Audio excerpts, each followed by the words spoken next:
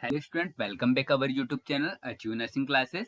आज की वीडियो हम लेके आए हैं बीएससी नर्सिंग थर्ड ईयर के कुछ इंपॉर्टेंट क्वेश्चन जो कि होने वाले हैं चाइल्ड हेल्थ नर्सिंग के ऊपर। और चाइल्ड हेल्थ नर्सिंग का आपका एग्जाम होने वाला है जो कि जिसके लिए हमने इंपॉर्टेंट क्वेश्चन निकाल के लेके आए हैं, जिसकी एग्जाम में आने की पूरी संभावना है। और इसके पहले हमने हमारे यूट्यूब चैनल पे एमएसएन सेकंड के इम्पॉर्टेंट क्वेश्चन अपलोड किए थे, जिसका एग्जाम आपका हो चुका है। जिसमें हमारे यूट्यूब चैनल पे जो क्वेश्चन अपलोड किए गए थे उसमें से 80 to 90% पेपर सेम हमारे जो इम्पोर्टेंट क्वेश्चन निकाले थे वहीं से पेपर आया है। तो आप इस वीडियो को भी पूरा देखें और लास्ट तक देखें और वीडियो को ज़्यादा से ज़्यादा थर्ड ईयर स्टूडेंट तक शेयर करें, ताकि स्टूडेंट के क्वेश्चन एग्जाम में मिस ना हो सके और एक स्टूडेंट की प्रिपरेशन अच्छे से हो सके। और हमने बीएससी नर्सिंग फर्स्ट ईयर के भी इम्पोर्टेंट क्वेश्चन निकाले हैं, जिसमें 2 एग्जाम तो हो चुके हैं, एनाटॉमी एंड न्यूट्रिशन बायोकेमिस्ट्री। और ये दोनों एग्जाम में भी हमारे दिए गए इम्पोर्टेंट क्वेश्चन से पेपर आया हुआ है। तो आज का हम फर्स्ट क्वेश्चन देख लेते हैं कि फर्स्ट क्वेश्चन हमने क्या निकाल के लाए हैं आपके लिए। तो फर्स्ट क्वेश्चन है, define growth and development. Growth and development क्या है। देन इसके बाद है the principle of growth and development. Growth and development के प्रिंसिपल्स क्या होते हैं। देन इसके बाद the factor affecting growth and development. Factor affecting growth and development. फिर उसके बाद है what is baby friendly concept. Baby friendly concept क्या है। फिर उसके राइट्स ऑफ चाइल्ड, चाइल्ड के राइट्स क्या है। तो ये फर्स्ट क्वेश्चन था और ये फर्स्ट क्वेश्चन बहुत इंपॉर्टेंट है। आप आईएमपी लगा के रखिए ग्रोथ एंड डेवलपमेंट को, क्योंकि ग्रोथ एंड डेवलपमेंट से एग्जाम में हर बार क्वेश्चन पूछा गया है।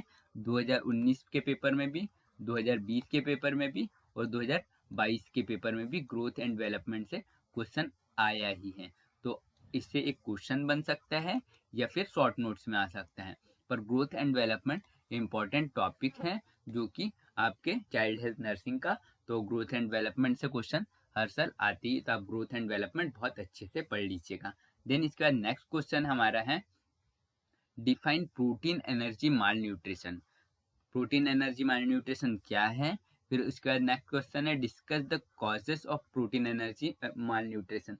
जो प्रोटीन एनर्जी माल न्यूट्रिशन है उसके कॉजेस को डिस्क्राइब करना है। फिर उसके बाद क्या, discuss the management of protein energy mall nutrition. जो प्रोटीन एनर्जी माल न्यूट्रिशन है उसका मैनेजमेंट को डिस्कस करना है। आप इसके प्रोटीन एनर्जी माल न्यूट्रिशन को भी बहुत अच्छे से पढ़िएगा।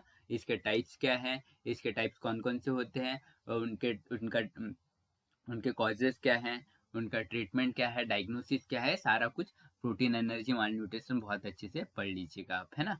देन इसके बाद हम नेक्स्ट क्वेश्चन देख लेते हैं कि नेक्स्ट क्वेश्चन क्या है। नेक्स्ट क्वेश्चन में define intestinal obstruction. Intestinal obstruction क्या है, इसको डिफाइन करना है। देन इसके बाद है, explain the cause and pathophysiology of intestinal obstruction. इसके कॉज क्या है एंड इसका पैथोफिजियोलॉजी क्या है इंटेस्टाइनल ऑब्स्ट्रक्शन का। देन इसके बाद है, describe the various aspect of management. और मैनेजमेंट लिखना है इंटेस्टाइनल ऑब्स्ट्रक्शन का। रही बात पैथोफिजियोलॉजी की, पैथोफिजियोलॉजी आप बहुत अच्छे से पढ़ लीजिएगा। अगर एग्जाम में आपको पैथोफिजियोलॉजी नहीं आती है तो आप डेफिनेशन से पैथोफिजियोलॉजी बना सकते हो। देन इसके बाद है, डिफाइन ब्रोंचाइल अस्थमा विथ पैथोफिजियोलॉजी। मतलब ब्रोंचाइल अस्थमा क्या है और इसकी पैथोफिजियोलॉजी भी लिखना है हमें, है ना। फिर उसके बाद right clinical manifestation. Clinical manifestation क्या है ब्रोंचाइल अस्थमा के। फिर उसके बाद describe the nursing management of bronchial asthma. Nursing management क्या है ब्रोंचाइल अस्थमा के। फिर उसके बाद नेक्स्ट क्वेश्चन दिया हुआ है, डिफाइन प्ले। प्ले क्या है ना। और फिर explain the type of play, ये कितने टाइप्स के हैं। Describe the value of play and development of children with example. Play की वैल्यू क्या है, डेवलपमेंट ऑफ चिल्ड्रन और विथ एग्जाम्पल, है ना। फिर उसके बाद डिफाइन IMNCI। IMNCI को डिफाइन करना है। फिर उसके डिस्क्राइब अबाउट IMNCI, इसको डिस्क्राइब करना है। फिर उसका नेक्स्ट क्वेश्चन है, describe pre and post operative care of infant. Pre and post operative care of infant, इसको डिस्क्राइब करना है कि प्री ऑपरेटिव केयर क्या होती है और पोस्ट ऑपरेटिव केयर क्या होती है, इसको डिस्क्राइब करना है। देन इसके बाद हम नेक्स्ट क्वेश्चन देख लेते हैं कि नेक्स्ट क्वेश्चन क्या है। नेक्स्ट क्वेश्चन है डिफाइन बिहेवियर डिसऑर्डर, कि बिहेवियर डिसऑर्डर क्या है। फिर उसके बाद the various behaviour disorder of children, list the various behaviour disorder of children. फिर उसके बाद नेक्स्ट क्वेश्चन है हमारा define nephritic syndrome, nephritic syndrome क्या होता है। और फिर उसके बाद explain the pathophysiology and clinical manifestation of nephritic syndrome, इसकी पैथोफिजियोलॉजी लिखना है और क्लिनिकल मैनिफेस्टेशन हमें लिखना है, एक्सप्लेन करना है। फिर उसके बाद नेक्स्ट क्वेश्चन है describe the management of a children with nephritic syndrome using nursing process, हमें क्या जो मैनेजमेंट लिखना है एक चिल्ड्रन का जो नेफ्रेटिक सिंड्रोम जिसको है, और यूज करना है नर्सिंग प्रोसेस, है ना।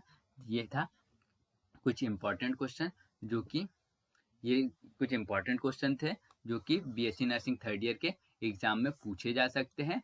और ये हमने निकाल के लेके आए थे चाइल्ड हेल्थ नर्सिंग, और इसके पहले हमने एमएसएन सेकंड का वीडियो अपलोड किया था जिसमें से 80 to 90% एक क्वेश्चन जो एग्जाम में आए हुए थे।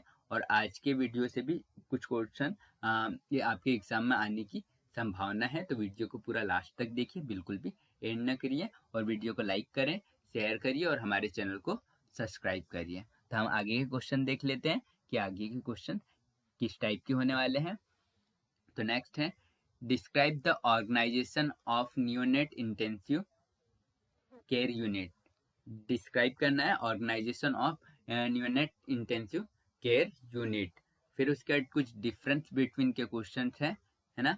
तो उसमें है communicating and non communicating hydrocephalus, इसमें डिफरेंस पूछ सकते हैं।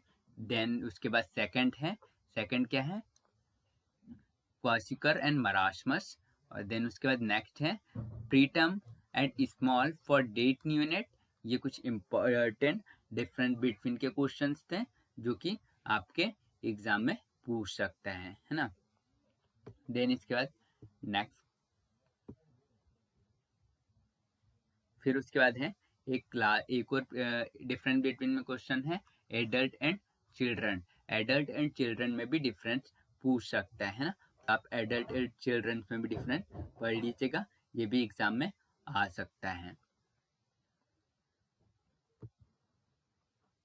देन इसके बाद नेक्स्ट क्वेश्चन है right short notes, short notes में कुछ क्वेश्चंस आते हैं, शॉर्ट नोट्स में किस प्रकार क्वेश्चन आते हैं वो देख लेते हैं।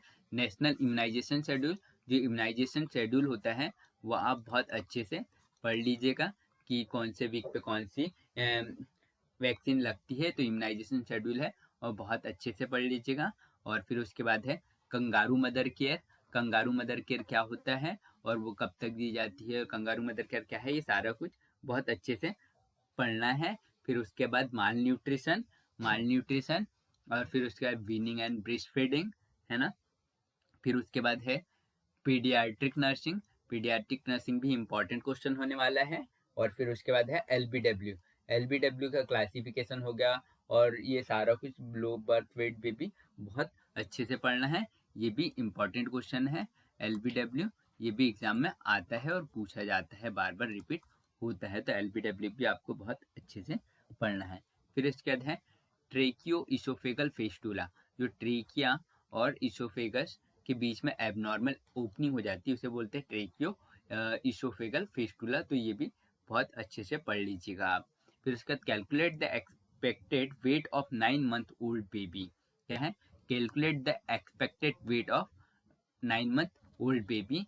फिर उसके बाद एमआर वैक्सीन, फिर उसके बाद न्यूनेट रिसक्सिटेशन, फिर उसके बाद चिल्ड्रन गाइडेंस क्लिनिक, फिर उसके बाद फोटोथेरेपी, फिर उसके बाद है जॉइंटिस। तो ये कुछ इंपॉर्टेंट क्वेश्चन थे जो कि बीएससी नर्सिंग थर्ड ईयर के चाइल्ड हेल्थ नर्सिंग के एग्जाम में आ सकते हैं। तो आप ये सारे क्वेश्चन बहुत अच्छे से पढ़ लीजिएगा और आपको एग्जाम के लिए ऑल द बेस्ट। आप सारे क्वेश्चन अच्छे से पढ़ लीजिएगा और इस वीडियो को लाइक करें और ज़्यादा से ज़्यादा शेयर करें और हमारे चैनल को सब्सक्राइब करें।